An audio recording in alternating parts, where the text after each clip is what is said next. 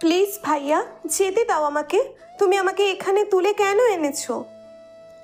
কাজী অফিসে মানুষ কেন তুলে আনে জানিস না বুঝি? যদি না জেনে থাকিস তাহলে বলে দিচ্ছি, বিয়ে করার জন্য এনেছি।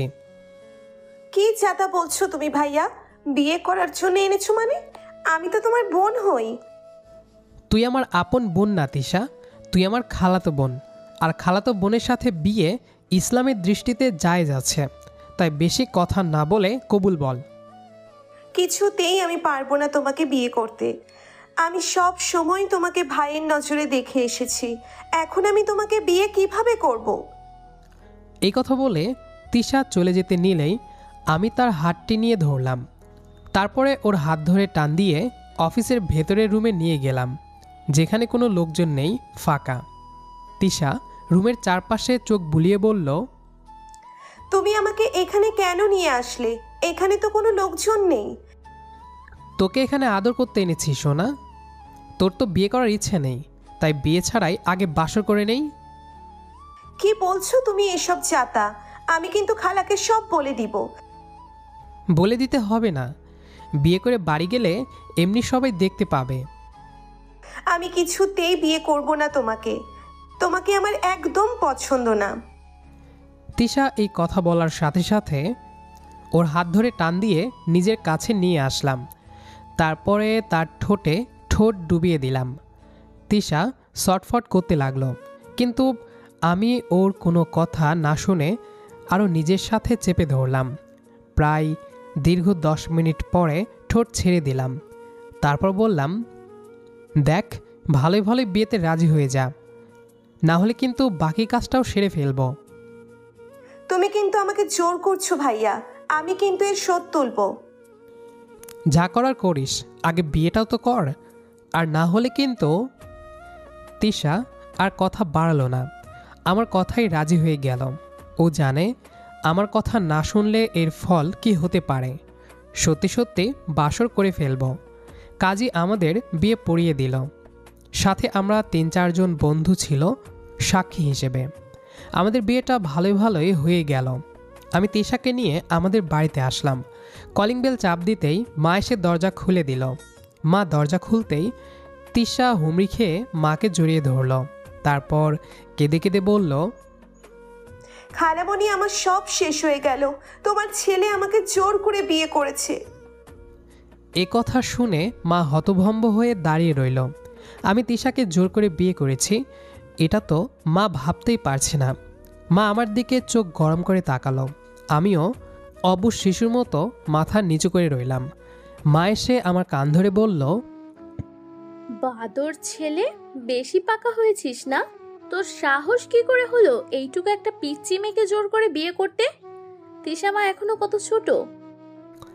আমি তখন মাথা উঁচু করে বললাম, ছোট হলে কি হবে, 1 নম্বরের হার বজ্জাত মেয়ে, আমাকে এতদিন খুব জ্বালিয়েছে, সেজন্য ওকে শিক্ষা দেওয়ার জন্য বিয়ে করে এনেছি। এই বিয়াদব ছেলে, জীবনে দেখেছিস কাউকে শিক্ষা দিতে বিয়ে করে? তোর শিক্ষা দেওয়ার হলে অন্যভাবে দিতি, তাই বলে তাকে বিয়ে করে আনতে হবে? এবার আমি আমার বোনকে কি জবাব দিব? কেন, আমি কি ছেলে হিসেবে খারাপ নাকি? তোমার কি মনে হয় তোমার বোন আমাকে মানবে না? আমাকে মাথায় করে রাখবো তোমার বোন? এমনটা বজ্জাত মেয়ের জন্য এত ভালো জামাই পেয়েছে, এই তো কপাল। কি? আমি বজ্জাত? তুমি বজ্জাত, তোমার 14 গোষ্ঠী বজ্জাত। দেখেছো এই মেয়ের মুখের ভাষা? ওকে আচ্ছা করে শিক্ষা দিতে হবে, না হলেও শুধরাবে না। তোমার কথা মতো আমি শুধরাতে যাব কেন? আমি যেমন আছি এমনিতেই খুব ভালো আছি। ভালো না ছাই, এত বকবক না করে রুমে চল। কিছুতেই আমি তোমার রুমে যেতে পারবো না। অবশ্যই যেতে পারবি, তোর বিয়ে আমার সাথে হয়েছে, তাই তুই আমার রুমে যাবি। আমি তিশাকে হাত ধরে টেনে নিয়ে যেতে লাগলাম ওপরে। তিশা হাত মোচড়ামুচড়ি করছে ছোটার জন্য, কিন্তু আমি অনেক শক্ত করে ধরেছি যাতে ও ছুটে পালাতে না পারে। তিশা জোরে জোরে চিৎকার করে আম্মুকে ডাকতে লাগলো, খালামণি বাঁচাও প্লিজ। তোমার এই বজ্জাত ছেলের সাথে আমি থাকতে পারবো না। আমি তোমার কাছে থাকবো। আমি তিশাকে রুমে নিয়ে এসে দাঁড়াম করে দরজা বন্ধ করে দিলাম। কামড় মেরে বাথরুমে ঢুকে পড়ল। আমি রেগে বললাম, তিশা বেরিয়ে আয় বলছি, ভালো হবে না কিন্তু। কিছুতেই বের হব না। তোমার মতো গন্ডারের সাথে রোম্যান্স করার আমার কোনো শখ নেই। কি বললি? আমি গন্ডার? আজ দেখিস এই গন্ডার কি কি করতে পারে। এই বলে আমি ব্যালকনিতে চলে গেলাম। বেশ কিছুক্ষণ পরে দেখলাম তিশা বাথরুম থেকে মুখ বের করেছে, মনে হয় পালানোর প্ল্যান করছে। আমিও এমনভাবে তাকিয়ে থাকলাম বাইরের দিকে যাতে ও বুঝতে না পারে আমি ওকে দেখেছি। তিশা যেই দেখলো যে আমি রুমে নেই, অমনি সে দরজার দিকে দৌড় দিল। আমিও সুযোগ বুঝে একবারে ধরে ফেললাম। তিশা ছটফট করে বলল, ছাড়ো আমাকে, আমি থাকবো না এখানে। কেন থাকবি না? কি সমস্যা? কোনো সমস্যা নেই, তোমাকে আমার ভালো লাগে না। ভালো না লাগার কারণ? এত কারণ টারণ জানি না, ভালো লাগে না ব্যাস। তাহলে আয়, তোর ভালো লাগার ব্যবস্থা করে দেই। কি বলবো তুমি? আমি তিশার হাত ধরে টেনে ঠোঁটে ঠোঁট ডুবিয়ে দিলাম। বেশ অনেকক্ষণ ধরে কিস করেছি তিশাকে। তিশা কোনো রেসপন্স করছে না, আমাকে ধাক্কাচ্ছে সরার জন্য। আমি না সরে আরও একটু কাছে টেনে নিলাম। তারপর তিশাকে নিয়ে বিছানায় চলে গেলাম। তারপরে বললাম, এখন কি চুপচাপ ঘুমাবি নাকি আদর করব? তিশা তাড়াহুড়া করে বলল, না না, আমি ঘুমাবো। আমি শুয়ে তিশাকে জড়িয়ে ধরলাম। তিশার গলায় মুখ ডুবিয়ে দিলাম। তিশা একটু কেঁপে উঠল, আমাকে ঠেলে সরাতে চাইল। তখন আমি ধমক দিয়ে বললাম, একদম চুপচাপ থাক, না হলে কিন্তু এখনই বাসর করব। তিশা কোনো কথা বলল না, চুপ করে চোখ বন্ধ করে নিল। সন্ধ্যার দিকে দরজার খটখট শব্দে আমার ঘুম ভেঙে গেল। শুনতে পেলাম মা ডাকছে, আবির, সন্ধ্যা লেগে গেল, খাবি না তোরা? দুপুরে এসে তো কিছুই খাসনি। আমি ঘুম থেকে উঠে পড়লাম। দেখলাম তিশা আমাকে জড়িয়ে ধরে ঘুমিয়ে আছে। মুখটা কতটা মায়াবী লাগছে। কে বলবে মেয়েটা একটা বাদর, সবসময় কিছু না কিছু করতেই থাকে। আমি উঠে বসে তিশাকে ডাক দিলাম, এই তিশা ওঠ, খাবি না? সন্ধ্যা লেগে গেছে। তিশা নড়াচড়া করে আবার আমাকে জড়িয়ে ধরে শুয়ে পড়ল, যেন ঘুম ভাঙতেই চাইছে না। আমি আবার ওর ঠোঁটে চুমু দিয়ে বললাম, তিশা সন্ধ্যা হয়ে গেছে। তিশা এবার ঘুমো ঘুমো কণ্ঠে বলল, না, আমি আরো ঘুমাবো। আম্মু ডেকো না প্লিজ। এই মেয়ে বলে কি? আমি কি ওর আম্মু নাকি? ঘুমের ঘরে কি যাতা বলছে। আমি ওকে এক ধাক্কা দিয়ে বললাম, এই উঠবে নাকি থাপ্পড় লাগাবো? আমার কথা শুনে তিশা ধরফর করে উঠে বসল। তারপর আমার দিকে তাকিয়ে বলল, তুমি আমার রুমে কি করছো এখন? তিশার কথা শুনে আমি হতবাক হয়ে গেলাম। এই মেয়ে বলে কি আমি নাকি ওর রুমে? ও যে নিজেই আমার রুমে বসে আছে সেটা কি বুঝতে পারছে না? বুঝবে কিভাবে?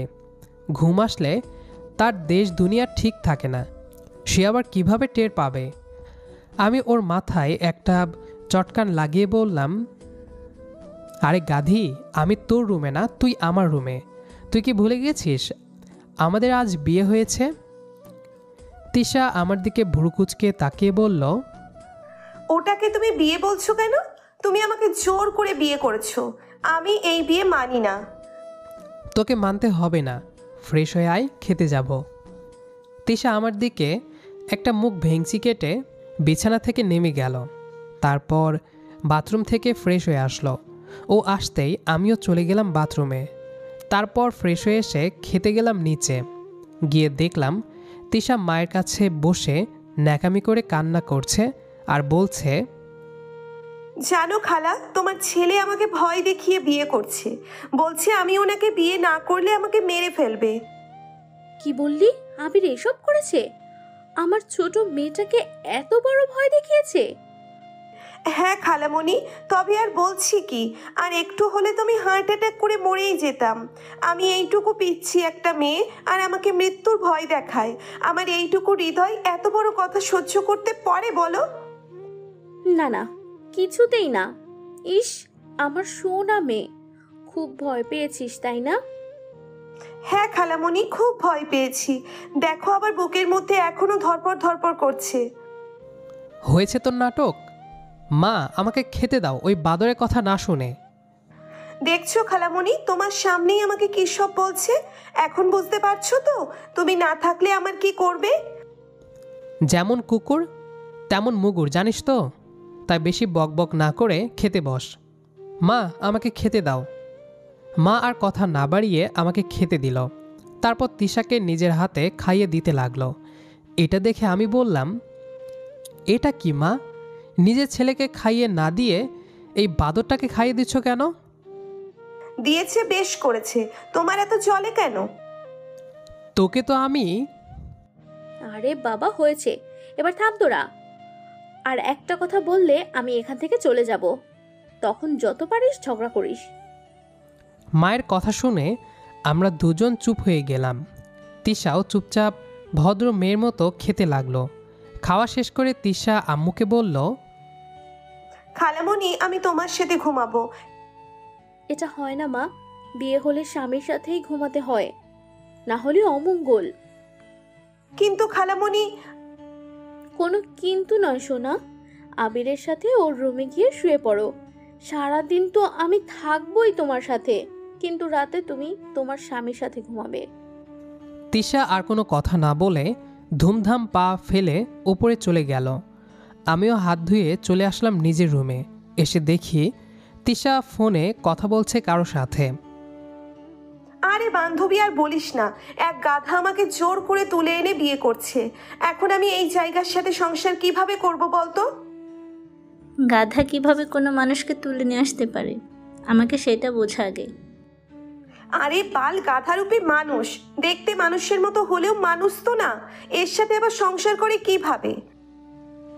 ধর সেরে, তোর কথা আমি কিছুই বুঝতে পারি না। যদি সত্যি বিয়ে হয়ে থাকে তাহলে মন দিয়ে সংসার কর। এই কথাটা বলিস না বোন। আমি সব করতে পারবো, কিন্তু এর সাথে সংসার করতে পারবো না। কেন, কি সমস্যা? সমস্যা তো শেষ নাই রে বোন। এ তো প্রচন্ড রাগী, আমাকে নাকে দড়ি দিয়ে ঘোরাবে। এমন জামাই আমার চাই না। আমার তো এমন জামাই পছন্দ যে আমার কথায় উঠবে আর বসবে। জীবনটাকে কি সিনেমা পাইছস? কল্পনা করবি আর হয়ে যাবে। বাস্তব আলাদা, তাই বেশি পাকনামি না করে মন দিয়ে সংসার কর। ধুর, ফোন রাখ। মনের কথা কাউকে বলেও শান্তি নাই। তিশা ফোন কেটে দিতে আমি এগিয়ে আসলাম ওর দিকে। তারপরে চোখ গরম করে বললাম, আমি গাধা তাই না? আমার মতো মানুষের সাথে সংসার করা যায় না? তিশা ভয়ে ভয়ে আমার দিকে তাকিয়ে একটা মেকি হাসি দিল। তখন আমি রেগে বললাম, দাঁড়া, আমি গাধা না সিংহ, তোকে এবার দেখাচ্ছি। এই বলে তিশাকে কোলে তুলে নিলাম। তিশা ছটফট করতে করতে বলল, আর কোনো দিন বলবো না। আমার ভুল হয়ে গেছে, নামিয়ে দাও। নামাবো শোনা, একদম জায়গা মতো। তিশাকে একদম খাটের মাঝখানে নিয়ে শুয়ে দিলাম। তিশা উঠে যেতে নিল। আমি উঠতে না দিয়ে ওর ঠোঁটে ঠোঁট ডুবিয়ে দিলাম।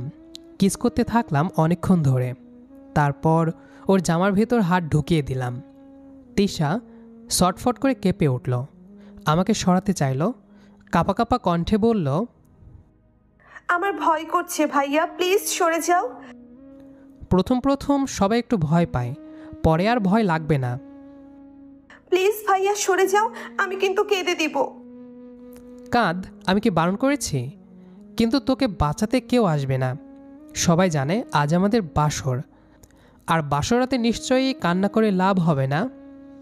রাক্ষস, শয়তান, ছাড় আমাকে। আমি আর কোনো কথা না বলে ঠোঁট ডুবিয়ে দিলাম। তিশা শটফট করতে করতে একটা সময় থেমে গেল। আমি নিজের কাজ শেষ করে বিছানায় শুয়ে পড়লাম। তারপর তিশার হাত ধরে টান দিয়ে আমার বুকে এনে শুয়ে দিলাম। তিশা ফুপিয়ে কাঁদছে। ওর কান্নায় আমার বুক একটু চেপে উঠল। আমি ওর কপালে একটা চুমু খেয়ে বললাম, কাঁদে না সোনা, প্রথম প্রথম একটু ব্যথা লাগেই। তিশা বলল, তাই বলে এত ব্যথা দিবে? আমি ইচ্ছা করে ব্যথা দেই নাই সোনা। তুমি ইচ্ছে করেই দিয়েছো আমাকে ব্যথা। আমি জানি তুমি আমাকে একটুও সহ্য করতে পারো না, তাই তো ইচ্ছে করে কষ্ট দিলে। বোকা মেয়ে, বিয়ের প্রথম প্রথম এরকম কষ্ট সবারই হয়। সব ঠিক হয়ে যাবে বলছি তো। থাকো তুমি, আমি থাকবো না তোমার সাথে। কোথায় যাবি তাহলে? যেখানে ইচ্ছে সেখানে যাব, তোমার কাছে থাকবো না। আমি হেসে বললাম, বোকা মেয়ে, আমার বুকে এখন তোর শেষ ঠিকানা, তুই চাইলেও কোথাও যেতে পারবি না। তিশা আমার বুকে শুয়ে কাঁদতে কাঁদতে ঘুমিয়ে পড়ল এক সময়। আমি ওর কপালে চুমু খেয়ে বললাম, শুধু দুষ্টুমি করতে জানিস, আর কোনো জ্ঞান নেই মাথায়। বোকা মেয়ে একটা। এত বছর ধরে যে তোকে ভালোবাসি তুই বুঝতেই পারলি না। এরকম কোনো বোকা মেয়ে পৃথিবীতে আছে? আমি তো শুনেছি মেয়েরা নাকি 1 মাইল দূর থেকেও বুঝতে পারে কে তাকে ভালোবেসে ফলো করে। আর আমি তো তোর সাথে প্রায় সময় থাকি, তাও তুই বুঝতে পারলি না? গাধা একটা। আমিও একটা সময় চোখ বন্ধ করে ঘুমিয়ে পড়লাম। সকালবেলা অ্যালার্মের শব্দে ঘুম ভাঙলো আমার। তাকে দেখলাম 7টা বাজে। আমার উঠতে হবে, অফিস আবার 9টা থেকে। আমি তিশাকে একটু সরিয়ে দিয়ে উঠে পড়লাম। তারপরে ফ্রেশ হয়ে নিচে গিয়ে নাস্তা খেয়ে নিলাম। তারপর অফিসের উদ্দেশ্যে বেরিয়ে পড়লাম। ঘুম থেকে একদম উঠতেই পারছি না, শরীর ব্যথায় জর্জরিত আমি। রাক্ষসটা আমাকে একেবারে সারা শরীর ব্যথা বানিয়ে দিয়েছে। কোনো মতে উঠে ফ্রেশ হয়ে নিচে গেলাম। আমাকে নামতে দেখে খালামণি এগিয়ে আসলো। কি রে তিশা মা, শরীর খারাপ নাকি? না তো খালামণি। তাহলে চোখ মুখ কেমন লাগছে কেন? ও আসলে ঘুম মনে হয় অনেক বেশি হয়েছে তো, তাই চোখ ফুলে গেছে। ও আচ্ছা, তুই বস, আমি খাবার দিচ্ছি। আমি চেয়ারে আস্তে করে বসে পড়লাম। খালামণি খাবার বেড়ে আমাকে খাইয়ে দিতে লাগলো। আমি খেয়ে দিয়ে আস্তে আস্তে উপরে চলে আসলাম। সারাদিন খালামণির সাথে টুকটাক কথা বলে কাটলো আমার। সন্ধ্যায় বাড়িতে ফিরলাম। সারা বাড়ি নীরব, কোনো শব্দ নেই। আমি একদম হেঁটে চলে গেলাম আমার রুমে।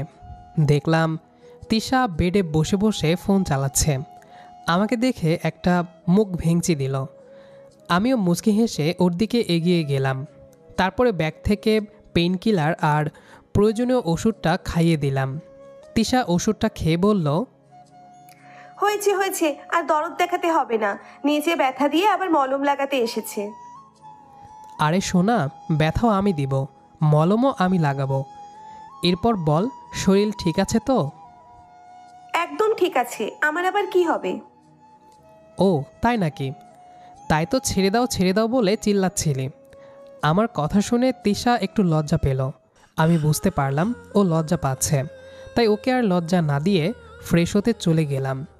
রাতে খাবার সময় তিশাকে ডাকলাম নিচে খাওয়ার জন্য, কিন্তু ও বলল, আমি একদম নিচে যেতে পারবো না, আমি হাঁটতেই পারছি না ঠিক করে। আচ্ছা তুই বস, আমি খাবার নিয়ে আসছি। এই বলে তিশাকে রেখে আমি নিচে গিয়ে খাবার নিয়ে আসলাম। তারপর তিশাকে খাইয়ে দিলাম, সাথে আমিও খেলাম। তিশা আমার হাতে খেতে চাইছিল না, ওকে ভয় দেখিয়ে খাওয়াতে হয়েছে। খাবার শেষ হলেই ওকে বুকে নিয়ে শুয়ে পড়লাম। ওর কপালে একটা চুমু দিয়ে বললাম, কি কিছুই বুঝিস না তিশা? কি বুঝবো? এই যে তোকে নিয়ে আমার মনের মধ্যে কি ফিলিংস। আমার এসব বোঝার দরকার নেই। আচ্ছা ঠিক আছে, ঘুমিয়ে পড়। আমি তিশাকে শক্ত করে জড়িয়ে ধরলাম। তারপর আমরা দুজনেই ঘুমিয়ে পড়লাম। এভাবে চলতে থাকলো আমাদের দিন। এখন তিশা আর আমার সাথে এত ঝগড়া করে না। আস্তে আস্তে সব কিছুতেই মানিয়ে নিচ্ছে। আস্তে আস্তে বুঝতে শিখছে যে আমি ওকে কত ভালোবাসি। আজ অফিস থেকে ফেরার পথে ওর জন্য ফুচকা নিয়ে আসলাম। ফুচকা দেখে বলল, আরে বাবা, ফুচকা নিয়ে এসেছো? আমার মনটা তো সেই বিকেল থেকে ফুচকা ফুচকা করছিল। হ্যাঁ, আমিও তো আমার জানের মনের কথা বুঝতে পেরেই নিয়ে আসলাম। আর ঢং করো না তো, মনে হয় যেন তুমি আমাকে কত বোঝো। তোর কি মনে হয় আমি তোকে বুঝি না? কচু বোঝো। বলো তো এখন আমার মন কি কি করছে? তোর মন এখন চাচ্ছে শাড়ি পরে ছাদ বিলাস করতে।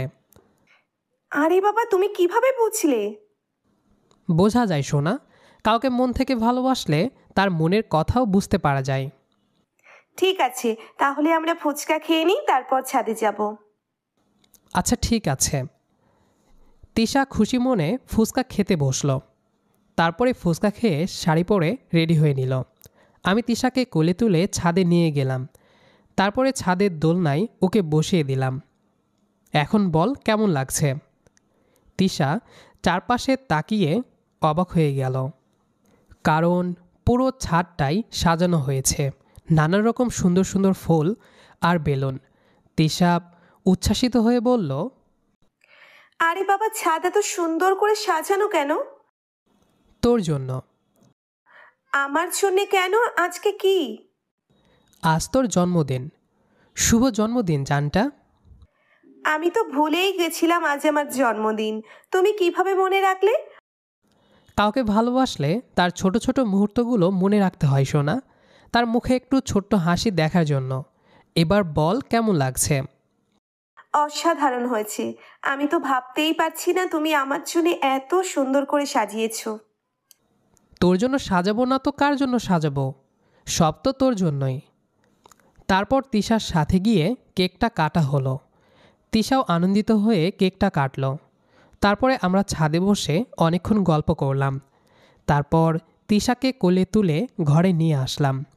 তিশাকে বেডে শুয়ে দিয়ে দরজা বন্ধ করে দিয়ে আসলাম। তারপর তিশার মাঝে ডুবে যেতে থাকলাম। চলতে চলতে কেটে গেল 6 মাস। এখন আমরা অনেক ভালো আছি। তিশা আর দুষ্টুমি করে না, আমার অনেকটা কেয়ার করে। আমি ঘুম থেকে উঠে ফ্রেশ হতে গেলাম। এসে দেখলাম বিছানায় তিশা শার্ট প্যান্ট রেখে দিয়েছে। আমি সেগুলো পরে নিচে গেলাম। তিশা আমাকে খাবার দিয়ে বলল, এই নাও, খেয়ে নাও। লেট করে ওঠো আর না খেয়েই অফিসে দৌড় মারো। আমি হেসে ফেললাম। তিশার কানে কাছে ফিসফিস করে বললাম, কাছে সুন্দরী বউ থাকলে তো রাত জাগতেই হয় সোনা, আর রাত জাগলে সকালে ওঠা সম্ভব হয় না। তিশা আশপাশটা তাকিয়ে আমার দিকে চোখ গরম করে তাকালো। আমি হেসে খেতে শুরু করলাম। তারপরে খেয়ে দিয়ে তিশার কপালে একটা চুমু দিয়ে অফিসে চলে গেলাম। আবির ভাই বাসা থেকে চলে গেলেই কেমন বোরিং ফিল হয়।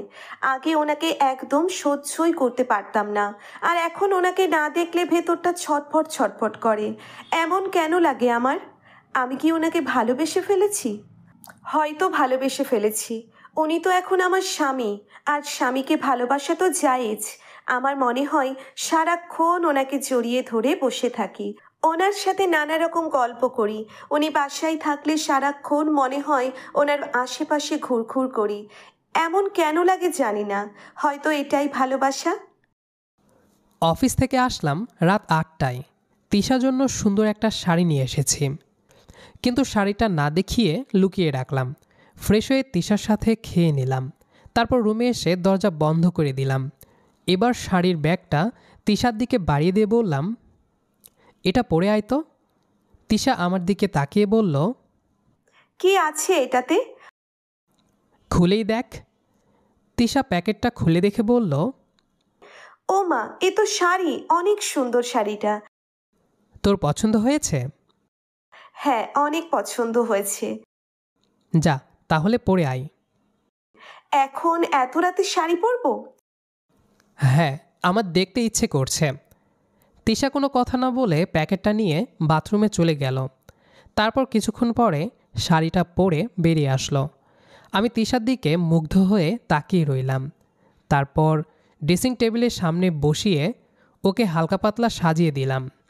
তারপরে কানের কাছে মুখ নিয়ে বললাম, আমার বউকে তো আজ একদম পরীর মতো লাগছে।